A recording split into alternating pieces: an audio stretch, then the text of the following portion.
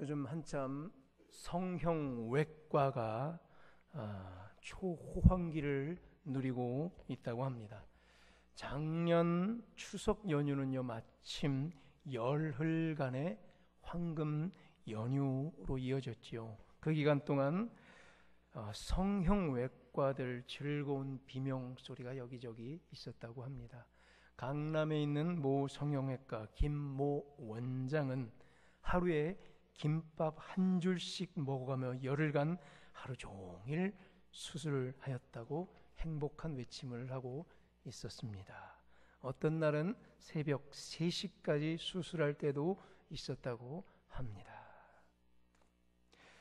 성형 항목 중에는 보니까 지방 흡입술, 날씬해져야죠.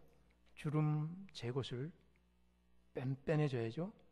붙임머리 시술, 풍성해져야죠. 치아 교정, 얼굴 형태가 또 바로 돼야죠. 이게 다 성형외과, 성형 또 항목에 포함된다고 합니다. 우리 모두 외모 지상주의 시대에 살고 있습니다. 겉모습이 뒷받침되지 않으면 취업, 직장을 얻을 수도 없고 원서를 내도 서류 통과도 할 수 없다고 합니다.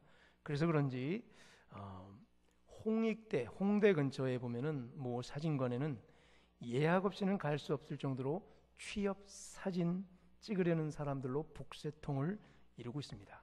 여기서 사진 찍으면 서류 통과한대더라. 어느 누구를 찍어도 거의 전부 연예인 수준의 외모로 사진이 나온다고 합니다. 우리도 더 늙기 전에 한번 가서 같이 사진 한 장. 취업 준비생들은 이 정도 돼야 서류 통과라도 할 수 있고 기대라도 할 수 있기에 그거라도 매달립니다. 또 많이 얼굴도 고치고 거기서 사진 찍고 그래야 면접까지 겨우 갈지도 모른다는 거죠. 역대 청년 실업률 최고치를 기록하면서 취업난, 구직난, 대란이 일어나고 있죠. 현재를 살아가는 많은 청년들 그저 고난 그 자체입니다. 중학교 때 열심히 공부했고 또 대학교에 가서도 열심히 취업 준비를 했고 그러잖아도 그래도 현실은 녹록하지가 않습니다.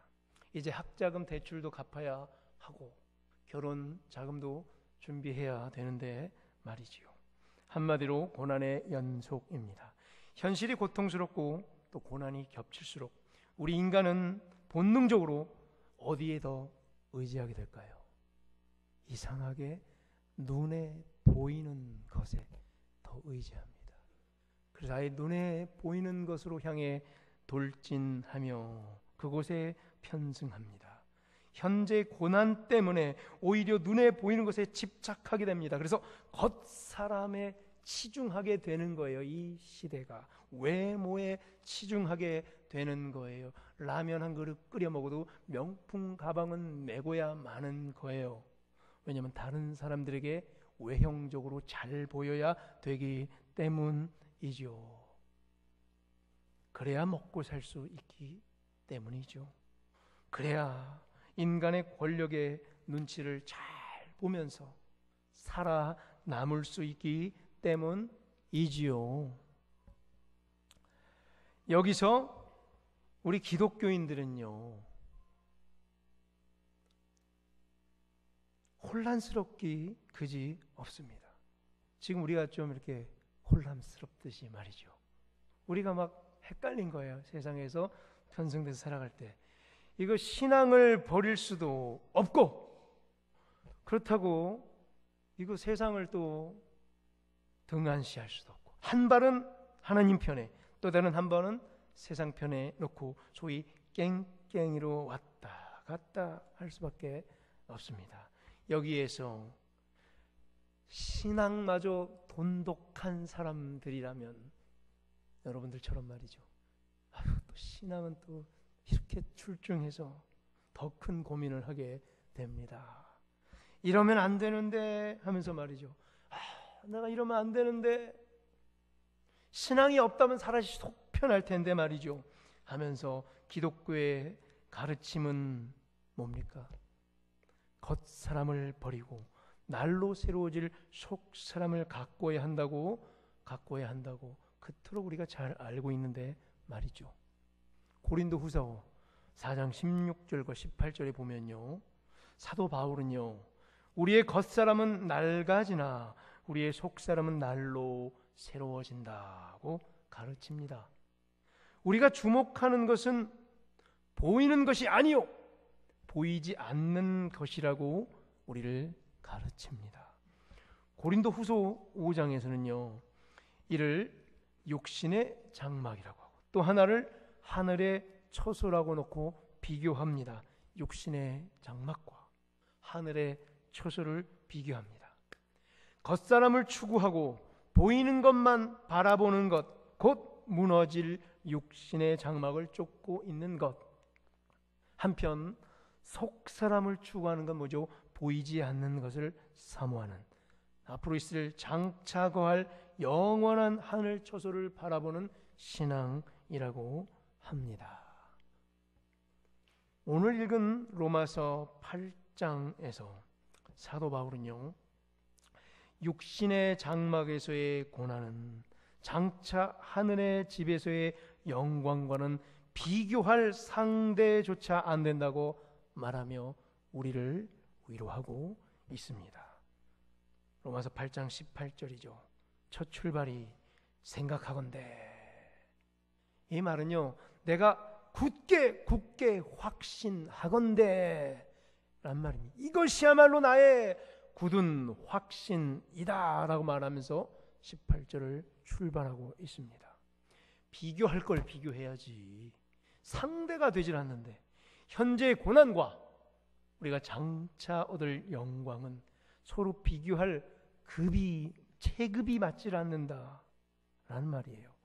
자, 여기서의 현재의 이 고난, 물론 여기는 복음을 전파하다가 선교사들처럼 당하는 고난도 있지만 또 어떤 고난, 그냥 살다 보니까 우리의 성도들이 매일매일 삶의 현장에서 기독교인으로 살면서 당하는 또한 고난, 또한 우리가 죄로 말미암아 겪는 또 죄의식으로 말미암아 당하는 또 이런 고난까지도 있습니다.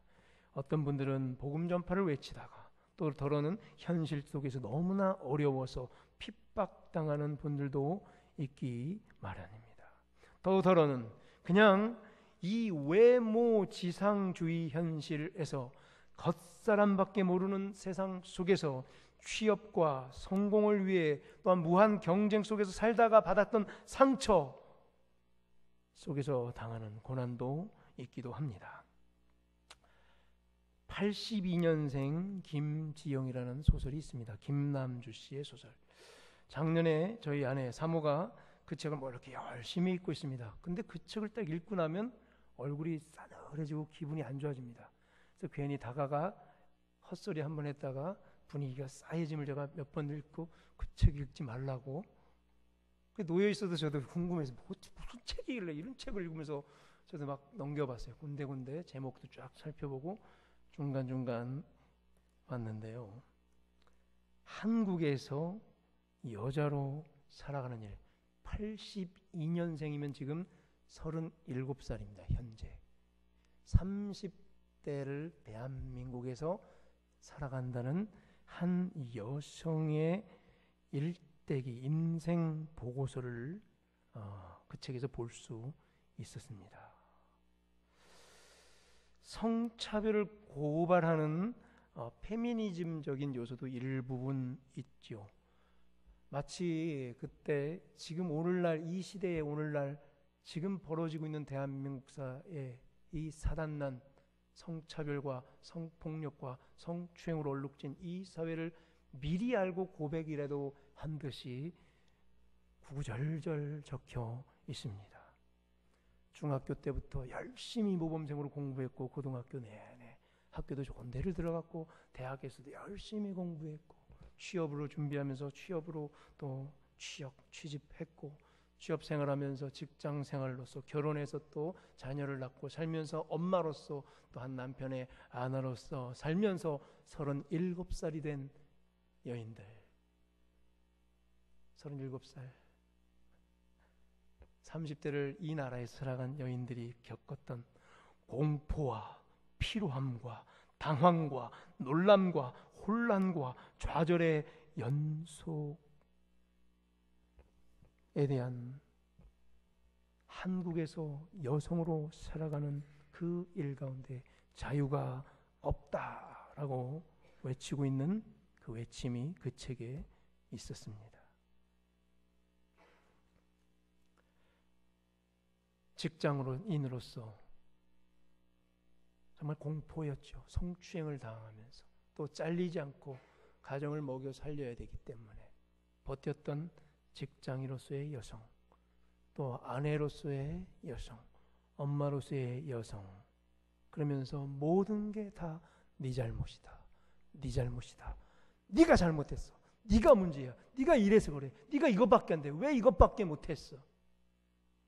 직장인으로서, 아내로서 이건 뭐가 맛이었고, 이건 뭐가 문제고, 이건 이래서 그래, 애들이 왜 이 모양, 다 네 잘못이야. 자녀들도 엄마 때문이야, 엄마 때문에 그래, 엄마가 이래서 그래, 엄마는 왜 그래, 엄마는 나한테 왜 그래. 모든 화살이 자기한테로 다 달려오는 그것을 바라보면서 지금까지 한 번도 거저 살지 않고 최선으로 중학교 때부터 37살까지 달려왔던 한 대한민국의 여성의 결과는 모든 화살들이 다 자기한테로 날아오고 있음을, 다 나 때문이야, 네가 잘못했어. 이 고난, 우리 대한민국에 우리가 받고 있는 현실 속에서의 고난의 모습 그 자체이죠. 이러한 오늘 어떤 고난이든지 바울은요, 우리에게 앞으로 나타날 영광의 그 영광과는 감히 비교될 수 없기에 이 고난을 한번 이겨내 보라라고 이 시대를 살아가는 우리 모두에게 격려하고 있습니다. 그만큼 그리스도께서 우리에게 주신 복음의 은혜는 위대하고 엄청난 것인 줄로 믿습니다. 아무리 이 현실이 고통스러울지라도 주께서 주신 그 복음의 은혜가 위대하고 엄청나기에 우리는 다 잊고 극복할 수 있을 줄로 믿습니다. 로마서 8장 우리가 읽었는데 1절과 2절을 보면요, 그러므로 이제 그리스도 예수 안에 있는 자에게는 결코 정죄함이 없나니 이는 그리스도 예수 안에 있는 생명의 성령의 법이 죄와 사망의 법에서 너를 해방하였음이니라. 아멘. 이 말씀이 기록되어 있죠. 예수 그리스도의 십자가 대속과 부활의 권능으로 말미암아 이제 우리는 어떤 법의 지배를 받는다고요? 생명과 성령의 법의 지배를 받게 되는 인생이기에 얼마나 이게 큰 결단인지, 앞으로 그래서 장차 우리는 무조건 승리한다는 거예요. 우리 무조건 승리할 줄로 믿습니다. 그게 로마서 8장의 그러므로라는 앞에 7장과 전혀 새로운 패턴으로 시작하는 8장의 2부 순서의 출발이지요. 오늘 18절에 바울은 생각하면서 굳은 확신을 가지고 우리에게 격려와 위로를 주고 있습니다. 예수 그리스도의 십자가 대속으로 말미암아 예수님께서 대속하셔서 대신 십자가에 달리셔서 더 이상 죄를 우리에게 돌리지 않았기 때문에, 죄를 삭제해 주셨기 때문에 정죄와 죽음이 더 이상 우리와 상관없게 됨을 믿습니다. 네 잘못이 아니라는 얘기죠. 죄를 우리에게 돌리지 않는다는 거예요. 네가 잘못했어, 엄마 때문에 그래, 왜 이것밖에 못했어, 이것이 아니라 네 잘못이 아니야. It's not your fault. 네 잘못이 아니야. 네가 잘못한 게 아니야. 예수 그리스도 십자가 아래에 있으면 우리의 잘못이 아니라는 거예요. 예수께서 그 죄를 다 대신 가져가 주셨어요. 그래서 82년생 김지영 씨가 겪었던 고난과 고뇌와 그 놀랬던 혼란과 좌절과 공포와 두려움과 그 피곤함이 더 이상 우리의 것이 아니라는 겁니다. 세상에 지친 영혼들이 있습니까? 김지영 씨처럼 세상에서 시달리신 분들, 여성으로서 사회 소외 계층으로서 치부되며 연약한 자로서 이 땅 가운데 살면서 시달렸던 모든 이들, 예수님께서는 그 화살을 우리에게 돌리지 않습니다. 우리의 잘못이 아니랍니다. 내가 대신 죽었다고 합니다. 우리는 이제 자유한 줄로 믿습니다. 이제 자유한 줄로 믿습니다. 더 이상 죄와 사망의 법이 우리를 지배하지 못할 줄로 믿습니다. 구원의 확신이 있는 자들은, 천국의 소망이 있는 자들은 현재 닥치는 어떤 고난과 고통과 시련과 핍박 속에서도 자유할 줄로 믿습니다. 자유한 줄로 믿습니다. 여러분 자유하십니까? 근데 왜 표정이 이게 어두워요? 우리 서로 한번 인사합시다. 당신은 자유하십니다. 시작. 자유하십니다. 자유하십니다. 자유하십니다. 자유하십니다. 자유하십니다. 이제 표정이 좀 밝아졌습니다. 그래도 여전히 10초를 딱 지났는데 다시 원래대로 돌아갑니다. 어제 그 고민, 그 밀린 카드값, 오르지 않는 자녀의 성적, 남편의 승진 실패, 가게세를 내야 되는데 이런 게 막 계속 82년생 김지영 씨로 다시 돌아갑니다. 그래서 오늘 바울이 세 가지 탄식을, 간구를, 우리를 대신하는 탄식을 우리에게 들려주면서 확신을 주려고, 여러분들은 자유합니다.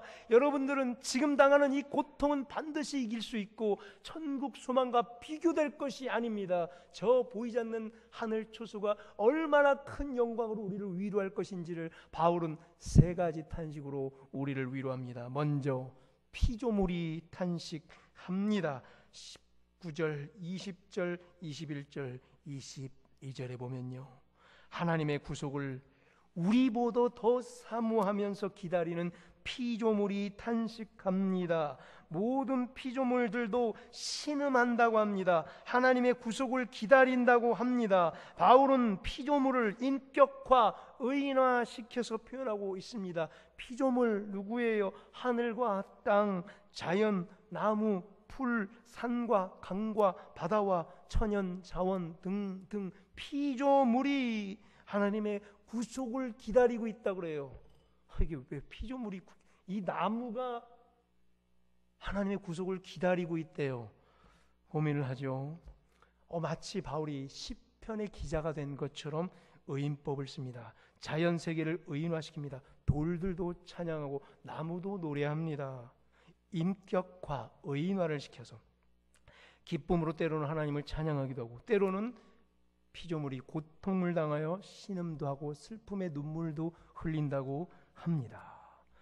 자, 제가 이 장면을 의인법이겠지, 그죠? 상징이겠지. 그럼 피조물이 뭘까를 그저 계속 상징적으로만 받아들였었는데 결코 상징만이 아닙니다.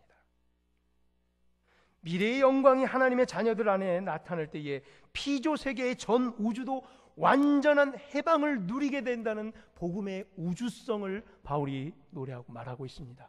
예수 그리스도의 구속은요, 전 우주적으로 나타난다는 의미가 됩니다.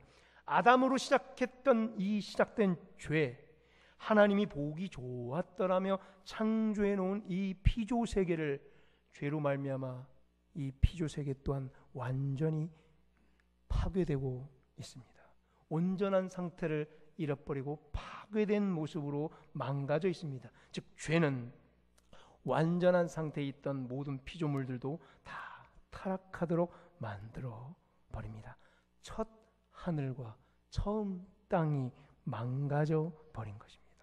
그래서 피조 세계 자체도 하나님께서 본래 의도했던 상태로 지금 있지 못하기에 본래의 의도, 원래 목적으로 돌아가고자 하는 것입니다. 20절에 보니까 피조물들이 어떻대요? 허무한 데에 굴복해 버린 상태라고 합니다. 피조 세계도 고통받고 있는 상태라는 겁니다.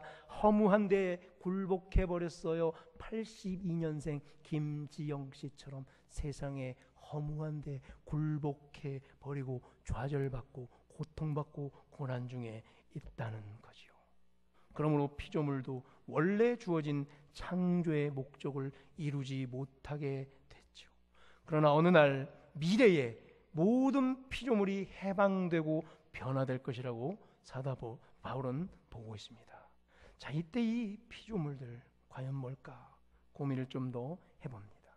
자, 19절에 보니까 피조물들도 하나님의 아들들이 나타나고 회복되는 것을 학수고대합니다. 우리보다 더 이 처음 하늘과 처음 땅은 학수고대하면서 21절에서 죄 때문에 피조물도 썩어짐의 종노릇을 우리 인간들과 함께하고 있다는 거예요.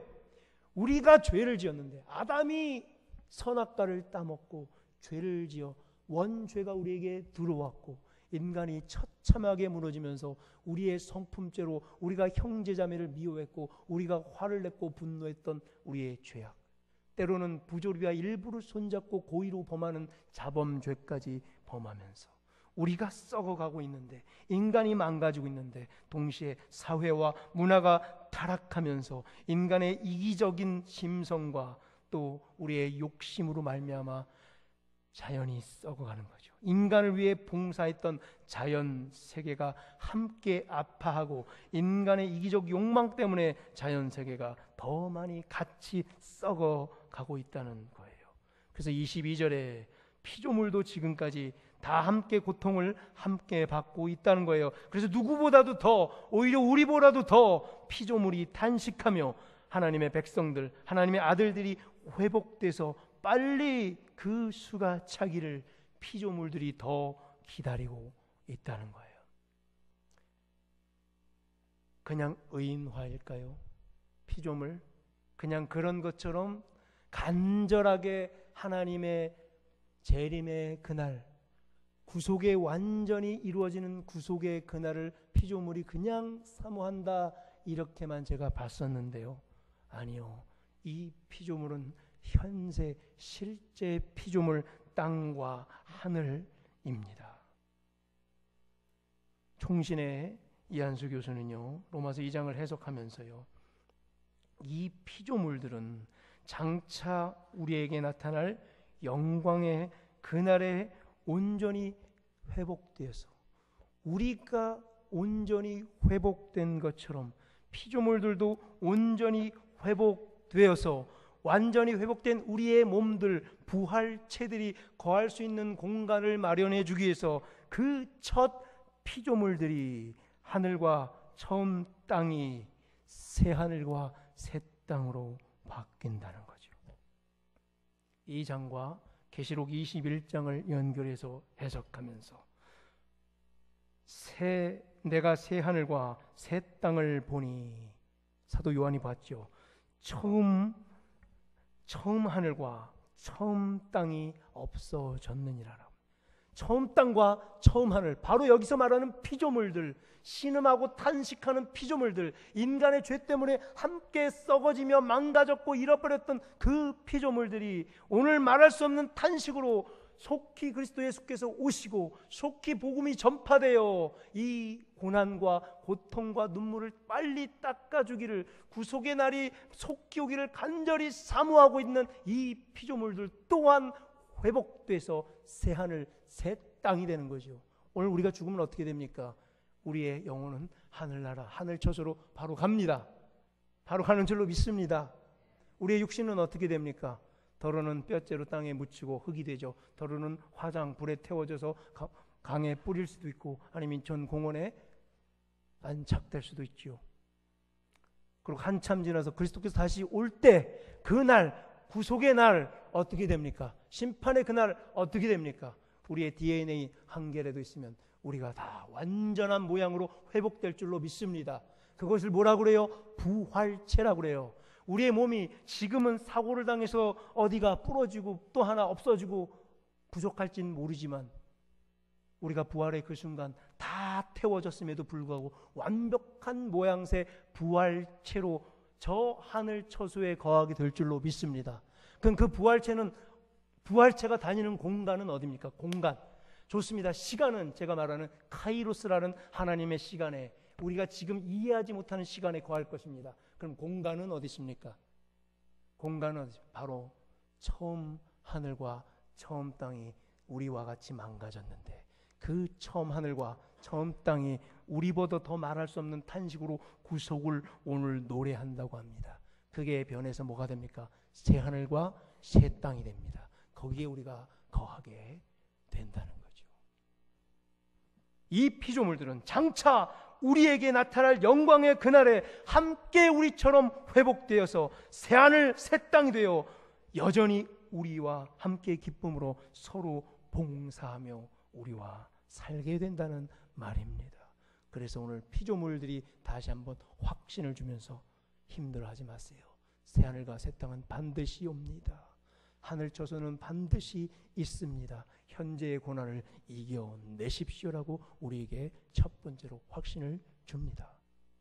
두 번째로 23절을 보니까 우리 누구냐면 성령의 처음 익은 열매를 받은 우리가 탄식하고 있다고 합니다. 바로 사도 바울과 그의 복음 전파자의 일행일 수도 있고 또 더 나아가 믿음이 출중한 신앙의 성장을 이룬 성숙한 신앙의 소유자인 저와 여러분 같은 분들, 우리 모두들 포함하기까지 합니다. 그들이 신앙이 여린 자들을 위하여 탄식하며 울부짖는다는 거예요. 성령의 처음 익은 열매 되신 예수 그리스도께서 성취하신 구원의 은혜를 받은 자들입니다. 구원의 복 받고 구원의 확신을 갖고 천국 소망을 가진 우리를 가리킵니다. 성숙한 신앙을 가진 자들, 진짜 하나님의 신실한 백성들이 간절히 탄식하고 있다는 겁니다.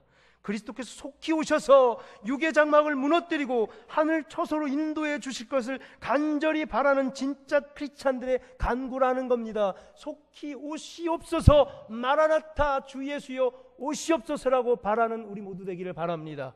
주님 내일 당장 오시기를 바라는 우리 되기를 바랍니다. 주님 내일 말고 한 1년 후에 오세요. 좀 할 게 많습니다. 지금 저기 아파트 이렇게 해놓은 게 있는데 거기서 하루라도 살아보고 갈게요.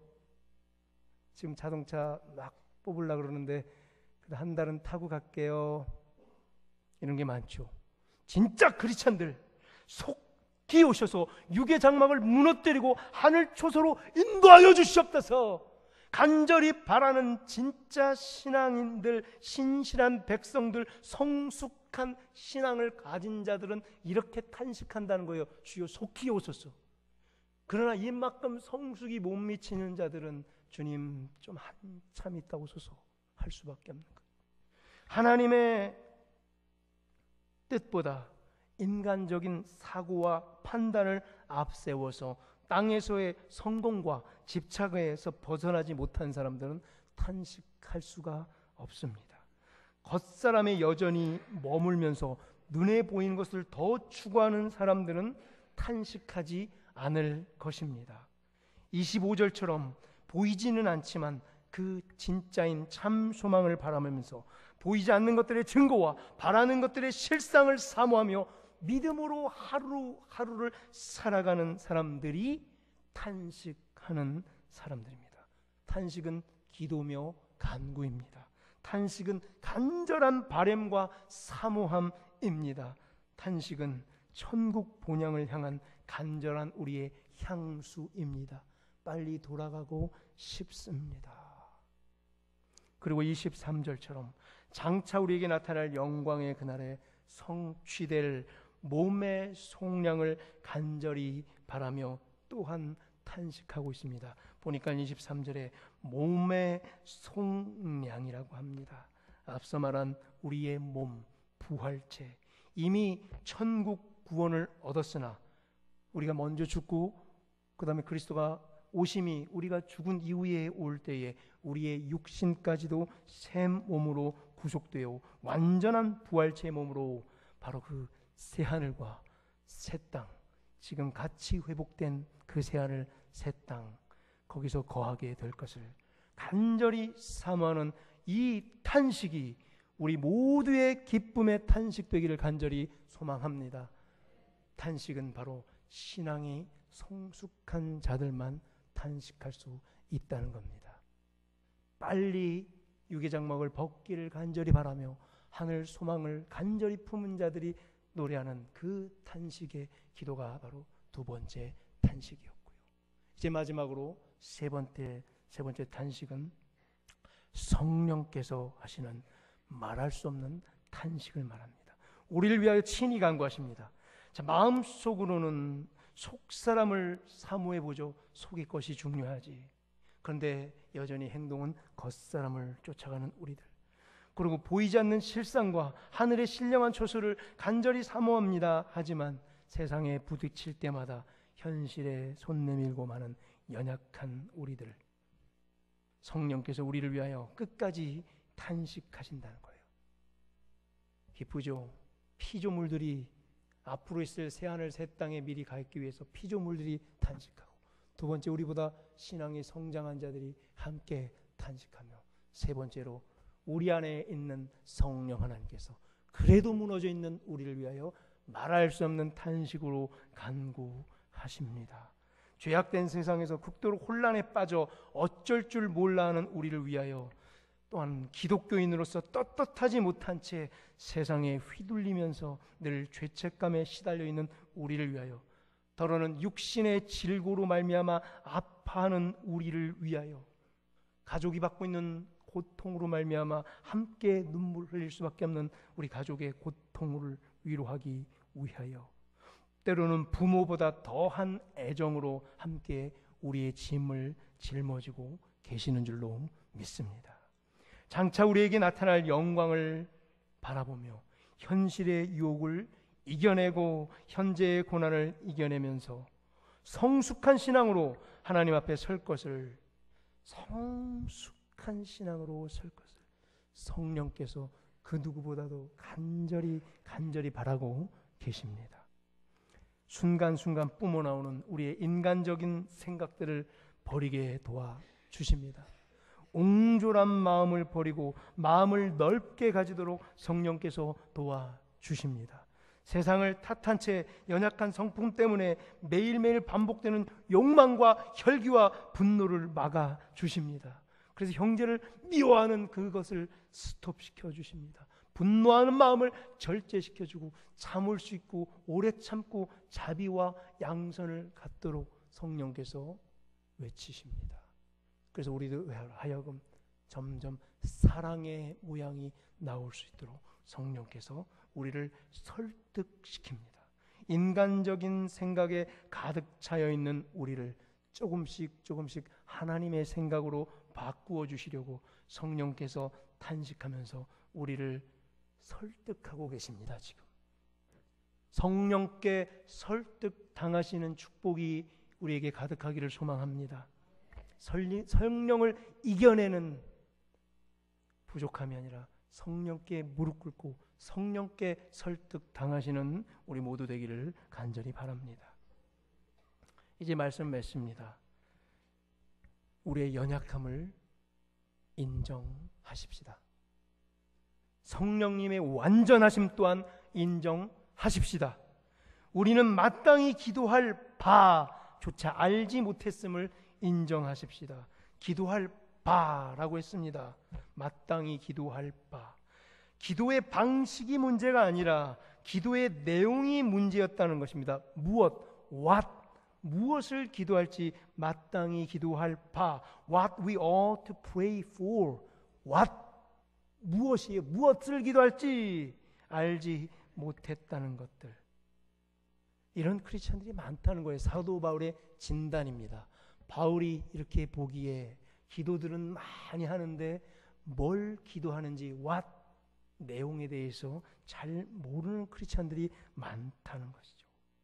바울은 많은 크리스찬들이 기도해야 될 제목들 중에서 많은 기도 제목이 있는데 하나님의 뜻을 잘 분별하지 못하고 기도하는 수가 종종 있다는 겁니다. 26절에 보면요, 마땅하게 기도하란 말이에요. 27절에 보면요, 하나님의 뜻대로 기도하라는 얘기예요. 우리는 마땅하게 기도해야 되죠. 내 의지 자의대로 기도하는 것이 아니라 마땅한 기도를 해야 되는 거. 하나님 보시기에 마땅히. 그리고 우리는 하나님의 뜻대로 기도해야만 합니다. 마땅하게 기도하는 크리스천이 성숙한 신앙인인 줄로 믿습니다. 하나님의 뜻대로 기도하는 성도가 참 성도인 줄로 믿습니다. 사랑하는 성도 여러분들, 사순절 기간을 보내며 예수님께서 홀로 마땅하게 걸어가신 그 길을 우리 모두 함께 걸어가 보기를 소원합니다. 예수님께서 하나님 뜻대로 보여주셨던 그 신앙의 여정을 우리도 함께 동행하기를 간절히 소망합니다. 이 사순절 기간에 여러분 모두를 한층 더 성숙한 신앙으로 초대하기를 원합니다. 사순절이 다 끝나고 고난주간을 지나서 부활절 때에 서로 기뻐하면서 더 성장한 모양으로 성숙한 신앙으로 서로 격려하며 위로하며 축복하는 그때를 간절히 사모합니다. 이 기간 동안 우리 모두 경건의 훈련을 통해서 그리스도의 고난에 깊이 동행해보며 그리스도의 부활의 능력을 믿고 이 땅에서의 모든 고난을 이겨내는 우리 모두 되기를 간절히 소원합니다. 예수 그리스도의 생명의 성령의 법 안에서 장차 우리에게 나타날 영광을 사모하는 우리 모두 다 되기를 간절히 축원합니다.